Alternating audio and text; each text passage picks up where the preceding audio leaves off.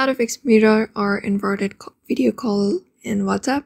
One of the reasons that may have happened is because your app may have a lot of cache. So what we can do is go to your settings, and here scroll down to apps and search or scroll down to WhatsApp.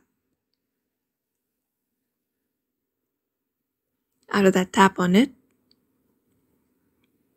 and go to Stories, and here tap on Clear Cache. After tapping on it, it will refresh your WhatsApp, which may fix the error in your WhatsApp. Or another thing is you may go to Play Store and see if you have the updated version of WhatsApp or not. And if you don't have it, just update your app and restart your app, and that may fix your mirror or inverted video call in WhatsApp. So in this way, you can fix your mirror or inverted video call in WhatsApp. So thank you for watching this video, and I hope this video was helpful.